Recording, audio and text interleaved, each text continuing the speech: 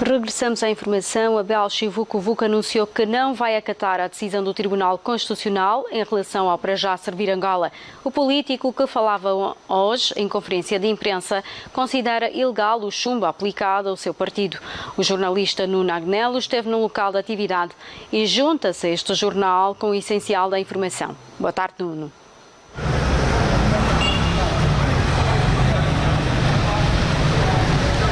Boa tarde. Abel Chivuco continua inconformado com a decisão do Tribunal Constitucional em relação ao para já servir Angola. O coordenador deste projeto político, que foi praticamente extinto antes mesmo de ser legalizado, promoveu uma conferência de imprensa na manhã desta quarta-feira, onde deu a conhecer que não reconhece o chumbo do Constitucional. Por isso, Abel Chivuco diz que não vai acatar a decisão do tribunal e acusa aquela instância judicial de agir à margem da lei.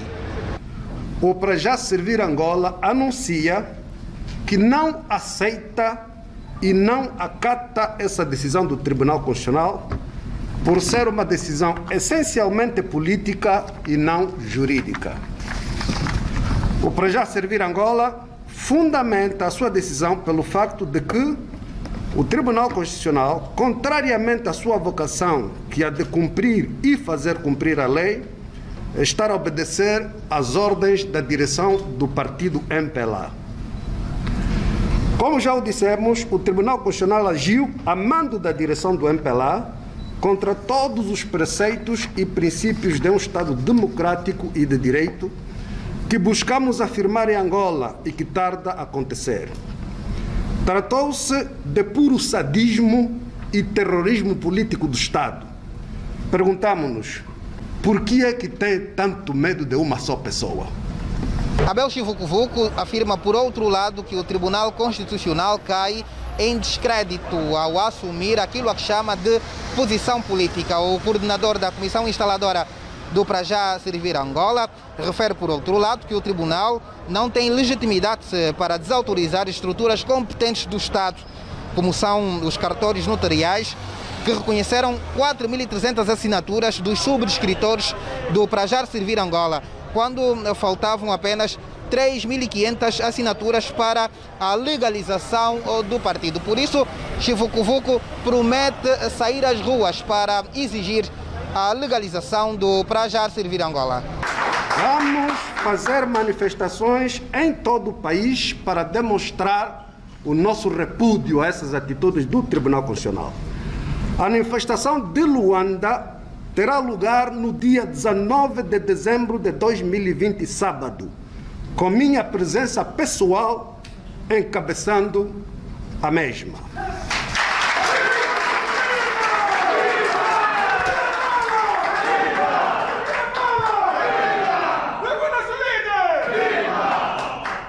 Apelo a todos os angolanos patriotas que sofrem com as variadíssimas injustiças a solidarizarem-se e a estarem presentes, porque esta não será uma manifestação apenas partidária, mas uma reivindicação pela instauração de um verdadeiro Estado democrático e de direito em Angola, pelo país, pelo que necessito do vosso apoio.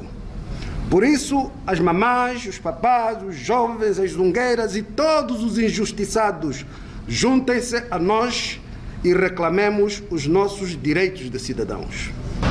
Estes foram os momentos mais marcantes da conferência de imprensa promovida por Abel Chivuco na manhã desta quarta-feira. O político reitera que vai continuar a lutar pela legalização do seu para já servir Angola, o projeto político que recebeu mais um chumbo, por sinal o último do Tribunal Constitucional, numa altura em que o país aproxima-se a passos largos do período pré-eleitoral que antecede as eleições gerais que deverão acontecer em 2022. Boa tarde e bom jornal. Boa tarde, Nuno. Obrigada. Manuel Rabelais começou a ser julgado hoje no Tribunal Supremo.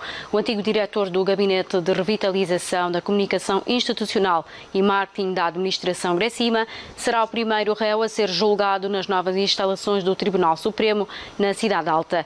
O processo Gracima é o primeiro de uma lista de 5 que aguardam julgamento. Perdeu as imunidades no passado mês de outubro, quando os deputados à Assembleia Nacional votaram a favor da suspensão do seu mandato, a pedido do Tribunal Supremo. Manuel Rabelais podia ter jogado na antecipação, saindo da Assembleia em grande estilo e a seu pedido, colocando-se à disposição do Tribunal. Teria dado um bom exemplo, mas perdeu esta oportunidade, segundo o advogado Vicente Pongolola. Não era necessário que esperasse o plenário da Assembleia Nacional para o retirar as imunidades. Ele, por livre iniciativa, a partir do momento que foi pronunciado, deveria ter o fazer.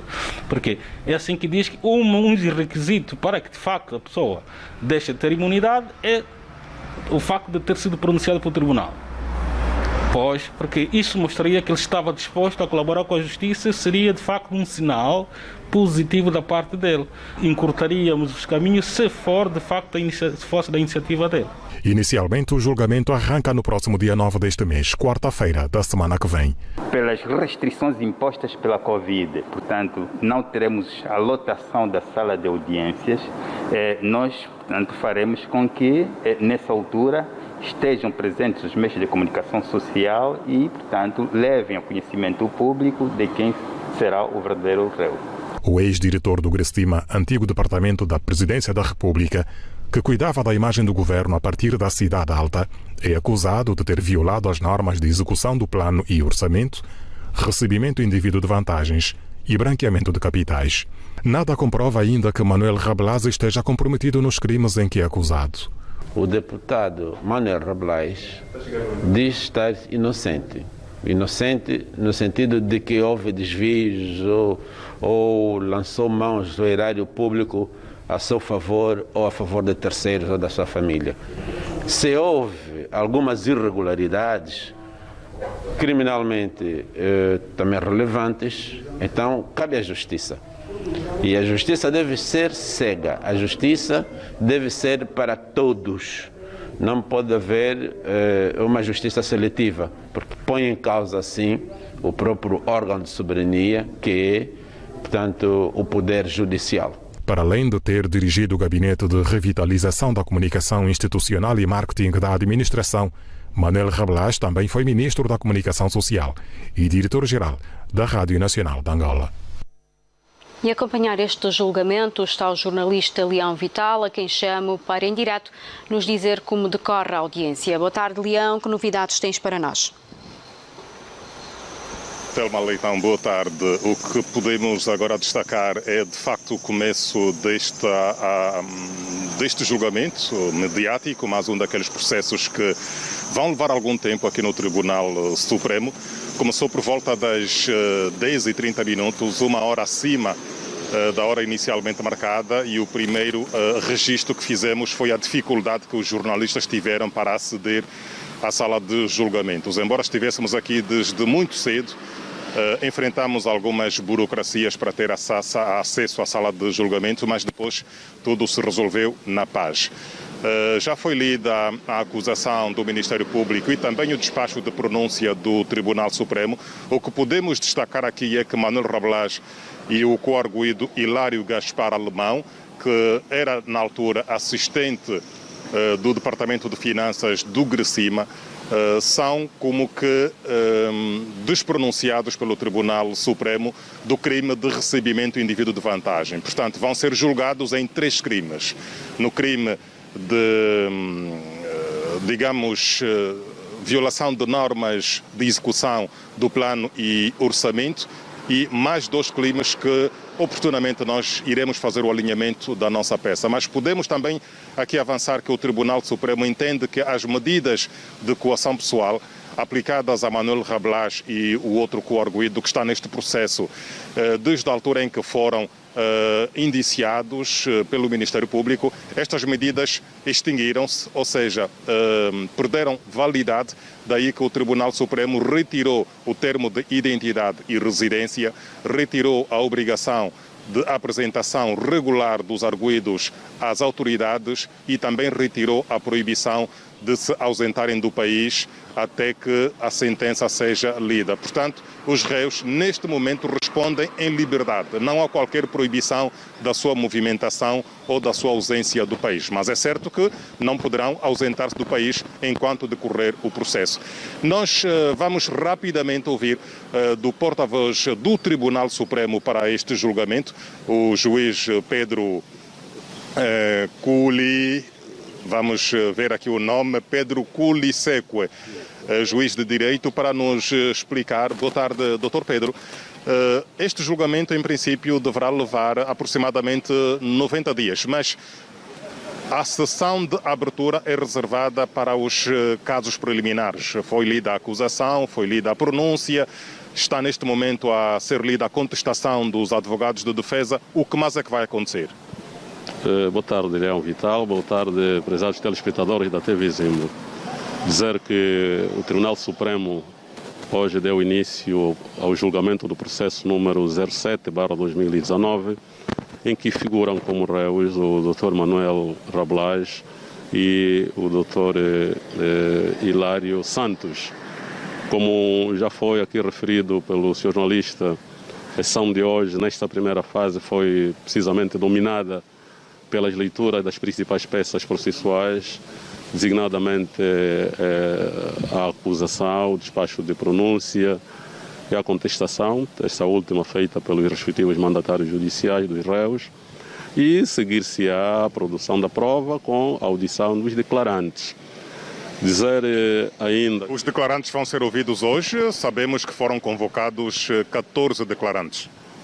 Bom, humanamente impossível que sejam ouvidas 14 pessoas, porque cada uma delas tem a sua versão, o seu discurso, e não é verdade que se consiga ouvir todos hoje. Mas vai ser possível hoje dar-se início à audição, o interrogatório dos dois réus e eventualmente ouvir algum declarante? Neste momento que falamos,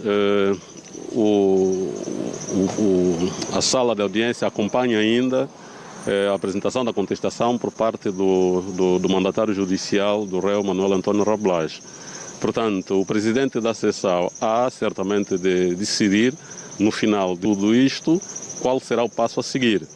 Mas, portanto, o julgamento começou.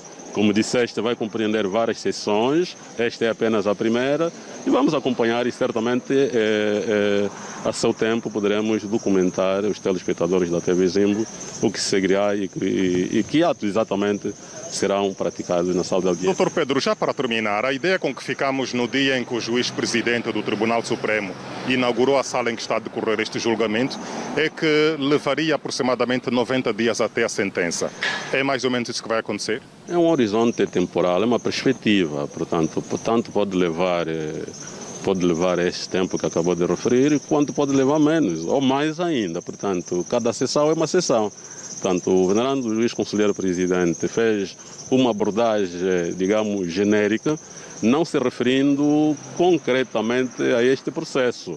Está a calcular, dentro da experiência que lhe assiste como magistrado judicial, o horizonte temporal razoável para que se conclua um processo da complexidade deste é esse que ele tinha avançado. Mas, portanto, não vamos ficar aqui estanques dentro desse horizonte temporal em que, para nos fixarmos nisso, não é verdade que isso possa ocorrer. Portanto, cada sessão de julgamento é uma sessão de julgamento e o tempo vai nos dizer efetivamente quanto tempo há de ser necessário para se produzir ou para se encerrar este processo que hoje começou o seu julgamento. Doutor Pedro, nosso muito obrigado. Seguramente ao longo deste julgamento vamos interagir mais vezes com o juiz Pedro Culiseque.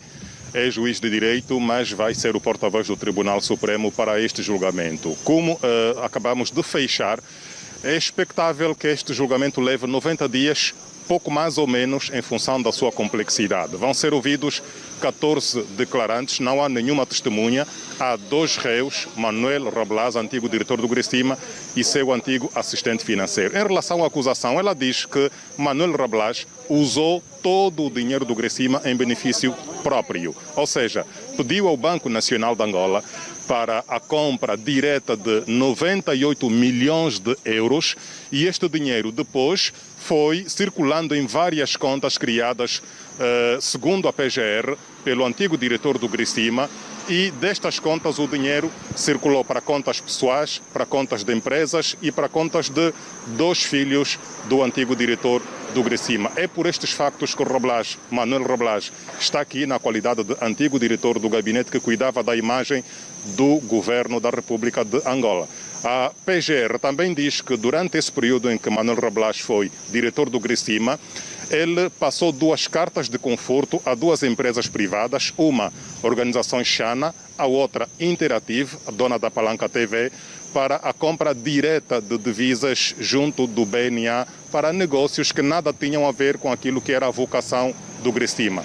É uma história longa, mas a PGR acusa o ex-diretor do Grissima de ter criado várias contas em nome do Grissima e o único assinante destas contas chamava-se Manuel Antônio Roblage, que não aceitou em momento algum que as contas tivessem outro assinante, sendo ele quem dava diretamente as ordens ao antigo assistente financeiro do Grissima para movimentar estas contas, ora para a conta pessoal dos seus familiares, ora para a conta de outras empresas, fazendo do Grissima, de acordo com a Procuradoria-Geral da República, uma autêntica casa de câmbios. Telma, vamos ficar por aqui porque é muita história, alguns desenvolvimentos havemos de contar logo mais à noite no Jornal da Zimbro. Boa tarde. Boa tarde, Leão Vital. Bom trabalho aí deste lado e nós continuamos e recordamos que este foi um dos assuntos que mereceu a análise dos comentaristas da revista Zimbo no último domingo. David Mendes e Vicente Pinto de Andrade referiram que o julgamento pode ser longo, mas chamam atenção para a necessidade do respeito à presunção de inocência.